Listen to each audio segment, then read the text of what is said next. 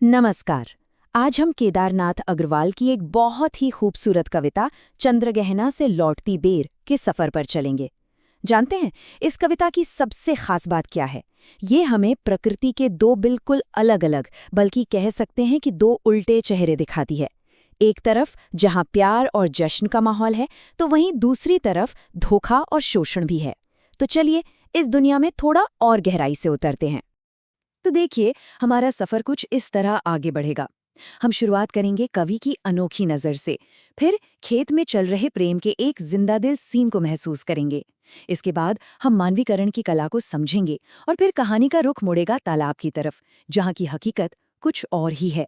हम देखेंगे कि ये सब हमारे समाज का आईना कैसे है और आखिर में समझेंगे कि ये कविता आज भी इतनी खूबसूरत और ज़रूरी क्यों लगती है। तो ठीक है, कहानी शुरू होती है कुछ ऐसे। कवि हैं केदारनाथ अग्रवाल, जो चंद्रगहना नाम के एक गांव से होकर आए हैं और अब वो एक खेत की मेड़ पर, यानी कि उसके किनारे पर अकेले बैठे हैं। और बस यहीं से, उनके इस अकेलेपन से ही उस नज़र की शुरुआत होती है जो इस पूरी कविता की नींव है। इस पहली लाइन में अकेला शब्द बहुत ज़रूरी है। ये कोई उदासी वाला अकेलापन नहीं है, बल्कि ये वो ठहराव है जो हमें दुनिया को सच में देखने का मौका देता है। ये वो पल है जब हम उन चीज़ों को भी देख पाते हैं जो रोज़मर्रा की भागदौड़ में अक्सर हमारी नज़रों से ओझल हो जाती हैं। तो कवि की नज़र सबसे पहले पास के खेत पर पड़ती है, लेकिन सुनिए, उन्हें वहां सिर्फ चने और सरसों की फसलें नहीं दिखती। अरे नहीं, उन्हें तो एक पूरी दुनिया नजर आती है। एक ऐसी दुनिया जिसमें जिंदगी है, प्यार है और जश्न मनाने की एक गजब की एनर्जी है। यहीं से एक बहुत ही खुशनुमा माहौल बनना शुरू होता है। और इस दुनिया का पहला किरदार है चना। पर ये कोई मामूली चने का पौधा नहीं है। कवि की नजरों में ये एक छोटे कद का एक ठिगना सा दूल्हा है। और देखिए तो, इसने अपने सिर पर गुलाबी फूलों का मरहठा बांधा हुआ है, यानी ये खूबसूरत सी पगड़ी, बिल्कुल अपनी शादी के लिए सज धज कर तैयार खड़ा है। अब दूल्हा है तो उसके आसपास कोई और भी तो होगा, है ना? तो पास में ही है अलसी का पौधा। कवि उसे एक हठीली यानी जिद्दी लड़की की तरह देखते हैं, जो पतली है और जिसकी कमर लचीली है। और उसकी अदा तो देखिए, वो इतनी चंचल है कि जैसे कह रही हो, जो कोई भी मुझे छुएगा मैं उसे अपना दिल दे बैठूंगी। और फिर एंट्री होती है दुल्हन की, यानी सरसों की। कवि कहते हैं, अरे सरसों की तो बात ही मत पूछो, वो अब सयानी हो गई है, मतलब शादी के लायक हो गई है। और उसने हाथ पीले कर लिए हैं, जो शादी के लिए एक मुहावरा है। वो तो सज धज कर सीधा ब्याह मंडप में आ पहुंची है।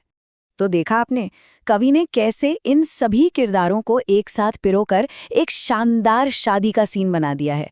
चना दूल्हा है, सरसों दुल्हन है और अलसी शायद दुल्हन की कोई चंचल सहेली।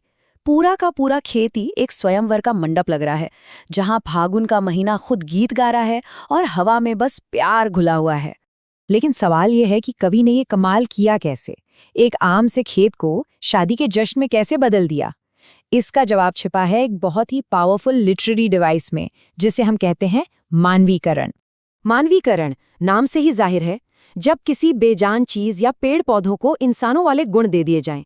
जैसे चना पगड़ी बांध रहा है, अलसी अपना दिल ऑफर कर रही है और सरसों शादी कर रही है। इसी तकनीक की वजह से एक साधारण सा नजारा भावनाओं और कहानी से जिंदा हो उठता है। ये तस्वीर इस बात को बिल्कुल साफ कर देती है ना, कि कैसे कवि का नजरिया एक असली शादी के जश्न जैसा माहौल बना देता है। ये अब सिर्फ एक खेत नहीं रह जाता, ये प्यार, अपनेपन और उत्सव का एक छोटा सा संसार बन जाता है। सब कुछ कवि की कल्पना का जादू है। लेकिन कहानी में अब एक मोड़ आता है। कवि की नजर खेत से हटकर पास के एक तालाब पर पड़ती है और यहाँ आते ही सीन 2 शुरू होता है और पूरा माहौल, पूरी फील एकदम से बदल जाती है।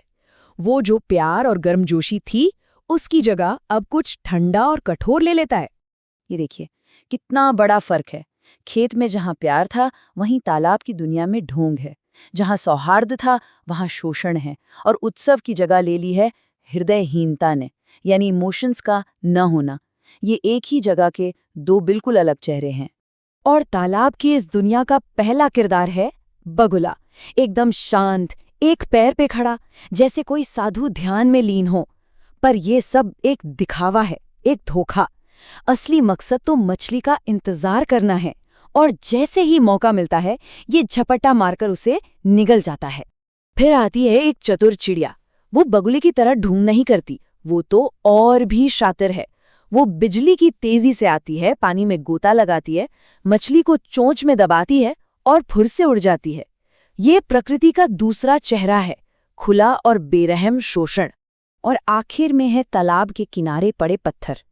कवि कल्पना करते हैं कि ये पत्थर चुपचाप पानी पी रहे हैं, लेकिन इनकी प्यास कभी बुझती ही नहीं। ये किसी चीज पर रिएक्ट नहीं करते, ये संवेदनहीन है। उन्हें कोई फर्क नहीं पड़ता कि आसपास क्या हो रहा है, कौन जी रहा है, कौन मर रहा है। तो अब तक आप समझ गए होंगे कि ये सिर्फ एक तालाब की कहानी नहीं है। कवि असल में हमें आईना दिखा रहे हैं, हमारे समाज का। वो ये कह रहे हैं कि खेत का वो प्यार भरा माहौल और तालाब का ये बेरहम संसार, ये दोनों ही हमारे समाज की सच्चाई है।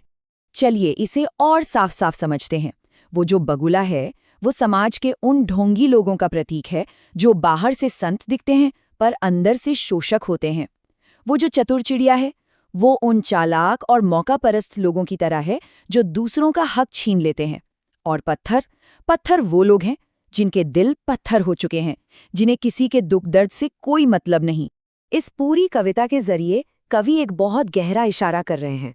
वो ये बताना चाहते हैं कि गांव का माहौल, जिसे हम अक्सर पिछड़ा हुआ मान लेते हैं, वहां असल में प्यार और अपनेपन के लिए ज्यादा उपजाऊ जमीन है, जबकि शहर की जो व्यापारिक दुनिया है वहां अक्सर ढोंग और शोषण को ही बढ़ावा मिलता है। तो आखिर में सवाल ये उठता है कि इस कविता में ऐसा क्या खास है, क्यों ये आज भी इतनी असरदार लगती है? वो इसलिए क्योंकि ये सिर्फ प्रकृति के सुंदर नज़ारों के बारे में नहीं है, ये तो जिंदगी, प्यार और समाज की सच्चाइयों पर एक बहुत गहरी सोच है, जिसे कवि ने अपनी असाधारण नज़रों से देखा और हमारे सामने रख दिया। कवि का असली जादू है आम चीज़ों में खास बात देख लेना। सोचिए जरा, जहाँ हमें सिर्फ चने का पौधा दिखता है, उन्हें एक दूल्हा नजर आता है। पानी में चांद की परछाई में उन्हें चांदी का खंभा दिखाई देता है, और एक मामूली से तालाब में वो पूरे समाज की सच्चाई पढ़ लेते हैं। यही तो है कवि की पैनी नज़र। तो ये कविता हमें एक आखिरी सवाल के साथ छोड़ जाती है। अगर हम भी कवि की तरह थोड़ा रुककर, थोड़ा ध्यान से अपने आसपास की दुनिया को देखें, तो सोचिए ये प्रकृति हमें हमारे ही समाज और हमारे बारे में और कितने राज बता सकती है। शायद सारे जवाब हमारे चारों तरफ ही बिखरे पड़े हैं, बस उन्हें देखने वाली नज़र चाहिए।